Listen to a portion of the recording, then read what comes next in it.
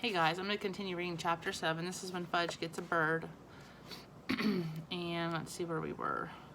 Fudge wanted to feed him worms, and Mom said, "Oh no, he'll be very happy eating the food we bought for him at the pet store." "But Mommy," Fudge said, "you wouldn't feed Tootsie just one kind of food, would you?" "That's different," Mom said. "Tootsie is a baby. Uncle Feather is a bird." "I know that," Fudge said, "but Uncle Feather needs worms to be happy." "You want him to be happy, don't you?" I'm sure he can be happy without worms," Mom said, pushing her plate aside. "Let's talk about this later," Dad said. "It's not the best breakfast conversation." "Worms, worms, worms, worms," Fudge sang. "That's enough, Fudge," Dad said, but Mom was already in the bathroom and she didn't come back to the table. Grandma came to visit the following weekend and was surprised to find that Fudge no longer slept in the hallway outside my parents' bedroom. "I have to sleep in my own room now," Fudge told her. "Uncle Feather needs me." "Of course he does," Grandma said, standing in front of Uncle Feather's cage. "And you're a lovely birdie, aren't you?" Lovely birdie, Uncle Feather answered. Grandma laughed. "Oh my, and so smart. So smart, so smart. Oh my, so smart," Uncle Feather said. That night, Mom and Dad went out, and Grandma stayed home with us. We all watched TV together. Tootsie was on Grandma's lap, having her late-night bottle. "So how's kindergarten going?" Grandma asked. "I have a nice teacher," Fudge said. "She says I'm as sweet as my name." "Well, you are, aren't you?" Grandma said. I snorted. "Do you think I am?" Fudge asked Grandma. "I certainly do," Grandma told him. I snorted again. "All the time?" Fudge asked. "Maybe not all the time," Grandma said, "but most of the time." "Then why do you come here just to play with Tootsie and not me?" "I come to see all of you," Grandma said, burping Tootsie. "But you're always holding her," Fudge said, "and singing dumb songs to her." "They're not dumb," I said. "They're from when Grandma was a girl." "You were a girl?" Fudge asked, trying to get up on Grandma's lap. "Certainly," Grandma said, shifting Tootsie into the other arm to make room for Fudge. "You were little, like me?" "Yes," Grandma said, "and I went to school just like you." Fudge shoved Tootsie out of the way so Grandma passed her to me. "What did you do there?" Fudge asked. "Oh, I sang songs, painted pictures, and played games and learned to read." "You learned to read in kindergarten?" Maybe that was first grade," Grandma said, patting Fudge's head. "It was a long time ago. It's hard for me to remember." "You know what, Grandma?" Fudge said. "Know what?" "I'm the middle child now, so I need lots of attention." "Who told you that?" Grandma asked. "I heard Mommy talking on the phone. It's more important for you to play games with me than with Tootsie, and you should try to remember that." "What about me?" I asked. "Where do I fit in?" "You don't need attention," Fudge said. "You're in 6th grade." I was beginning to get annoyed. "That doesn't mean I don't need attention." "Everybody needs attention," Grandma said. "Even you?" Fudge asked. "Yes, even me," Grandma told him. "Who gives you attention?" Fudge asked Grandma. "My family and friends," Grandma said.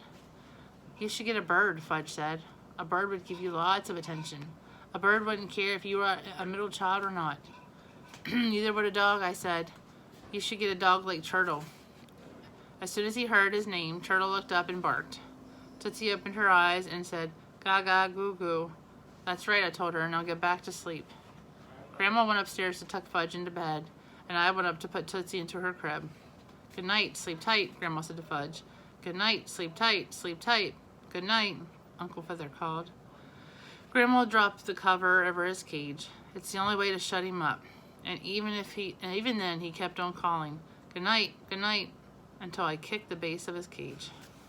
After we had Uncle Feather for 2 weeks, Fudge was ready to bring him to school for show and tell. Miss Ziff invited the other kindergarten class to come in and see, and I got special permission from Mr. Green to slip half of English and go down to Fudge's room in case of an emergency. Mrs. Hildebrandt's kindergarten class marched in and sat on the floor, right behind Fudge's class. Uncle Feather's cage stood in the middle of the circle. When everyone was settled, Fudge pulled the cover off the cage. "Presenting Uncle Feather!" "Oh," all the little kids said. "What a beautiful bird Farley has," Mrs. Hildebrandt said. "Isn't he a beautiful bird, class?" "Yes," Mrs. Hildebrandt's class answered, sounding like robots. "Yes, what?"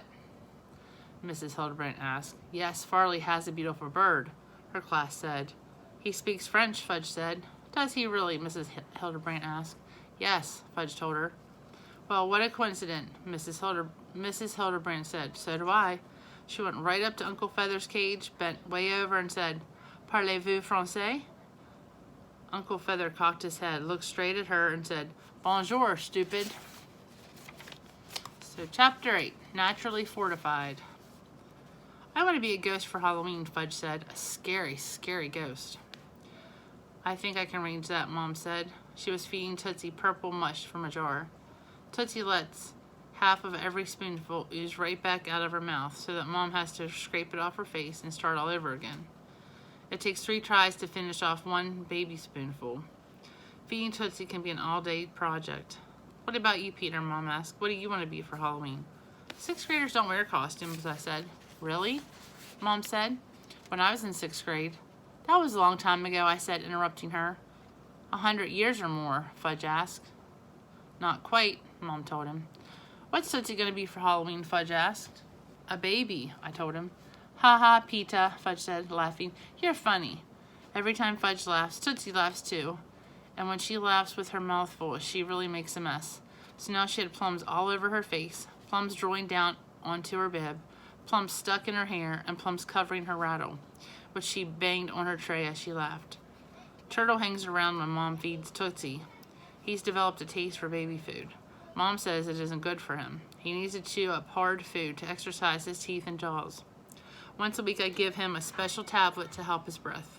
Lately he's had the worst dog breath. I'm glad Sheila Tubman isn't around to tell me how bad my dog smells, because this time she'd be right. Fudge says Turtle should rinse twice a day with Precious Breath. This new blue mouthwash that's advertised on TV. Fudge is very big on commercials.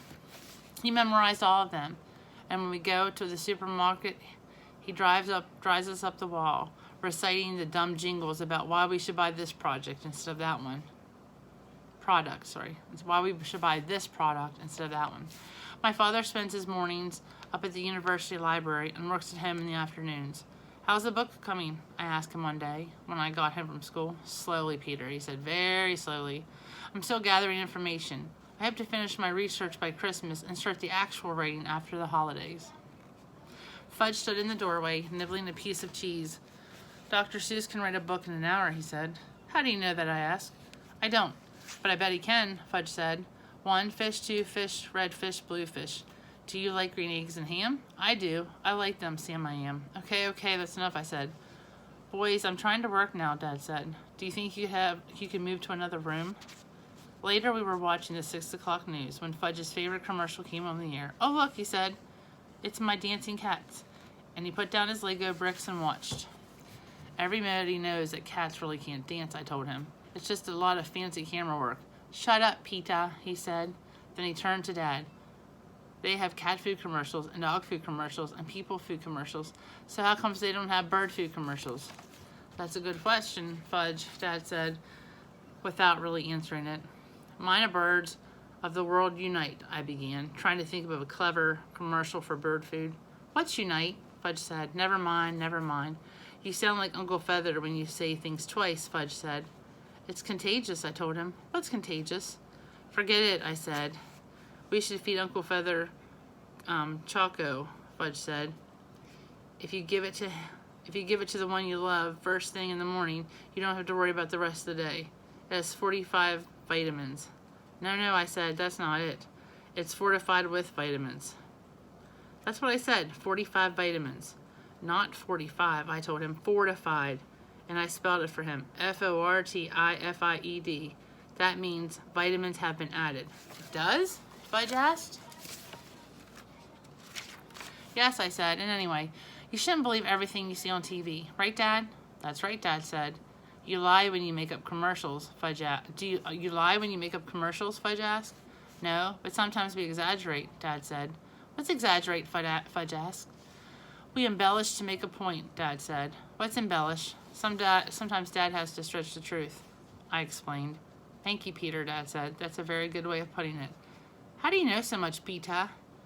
Partly because I'm in the 6th grade and partly because I'm naturally smart, I answered. Then how come you had 58 on your geography test, Fudge asked. Because Mr. Bogner tricked us with matching questions.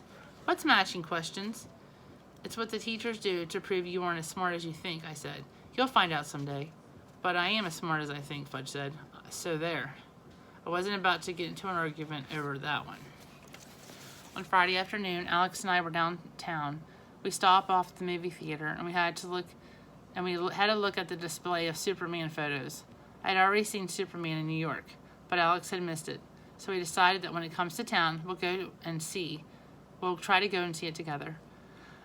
Next to the movie theater was an art gallery. There was something familiar about one of the paintings in the window. It was all white, with 2 black circles in the middle and a red square in the upper left-hand corner. I know that painting, I said to Alex. It doesn't look like much to know, Alex said. I snapped my fingers. That's a Frank Fargo painting. Alex shrugged. Who's Frank Fargo? My friend's father. I was over when he was working on it. I said, let's go in. The only other person in the gallery was a very tall, skinny woman with a neck like a giraffe and more curly hair than I'd ever seen. She was really good looking. I liked the way she walked, with her high heels and her back straight. Hello, what can I do for you? She asked. We were wondering about the painting in the window, I said. The white one with the circles. It's called Anita Anger, she said. Anita's Anger. And it's by Frank Fargo. I told you, I said to Alex, who didn't seem that interested. I know him, I said to the giraffe neck. He's my father's friend. Really? She said. Yes. How much does it cost? Alex asked. $2,500, she told him. What? Alex said. For that? Yes, he's becoming quite famous. But it's nothing, Alex argued. I'll bet I could paint the same thing in an hour, just like Dr. Seuss can write a book in an hour, I muttered.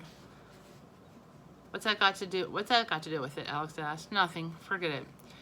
It may look simple, she said, but I assure you, it takes a lot of talent to paint that way.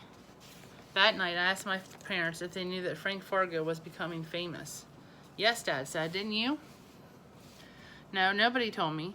Nobody ever tells me anything. Mom and I are considering one of his paintings it's in the gallery downtown. That white thing with the black circles and the red square, I asked. That's the one, Dad said. Do you like it? I don't know, I said. It sure does cost a lot. That's the problem, Dad said. But now I'm going back to work, Mom began, looking up from her needlepoint. You're going where? I asked. Back to work, she told me. I've been offered a part-time job by Dr. Monroe, a dentist in town. I thought you were sick of teeth, I said. I thought you wanted to study art history. Art history will have to wait, Mom said. For now, I've decided to be more practical.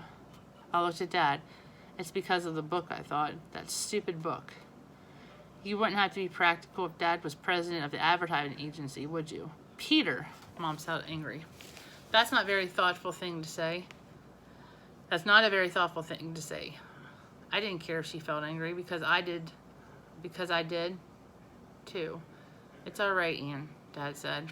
I think I know what Peter's getting at. He'd like me to be the president of the agency, right, Peter? Well, sure. He wouldn't want his father to be the president. But I don't want to be the president of the agency, Dad said. And you've got to try to understand that. I do want to write my own book, though. And sometimes you've got to do what's really important to you, even if it's not practical. And I never said I was sick of teeth, Mom told me. I said I wanted to think about a change in careers. So I'm thinking. It would be nice to have a job again. And if Daddy weren't home writing his book, I wouldn't be able to leave Tootsie. So it's all working out, you see? No, I said. Everything's different. What do you mean, Dad asked. I don't know, just everything. Mom going back to work, you writing a book, us living here, Tootsie being born, Fudge going to kindergarten, me in 6th grade. Everything is different. And you don't like it? Mom asked. Is that what you're trying to get at? I don't know if I do or if I don't. Changes take some getting used to, Dad said. But in the long run, they're healthy. I didn't feel like listening anymore, so I said, can I go and call Jimmy tonight? Sure, Dad said, go ahead. Jimmy answered the phone. Hey, how's it going? He asked. I could tell that he was eating something. I don't know. I told him, everything's different. I can't get used to it. Well, everything's the same around here, except that you're gone. He must have swallowed because his voice cleared. He told me about school and about our friends and about Sheila Tubman, telling the whole world how she misses me. And then he said, Peter, I have a confession to make. What's that? I've been using your rock. Not just sitting on it, but using it. You know what I mean? It's okay, I said. Don't worry about it. No kidding? No. You're a great friend. You know that? A really great friend. Okay, and I'll continue again tomorrow. See you guys.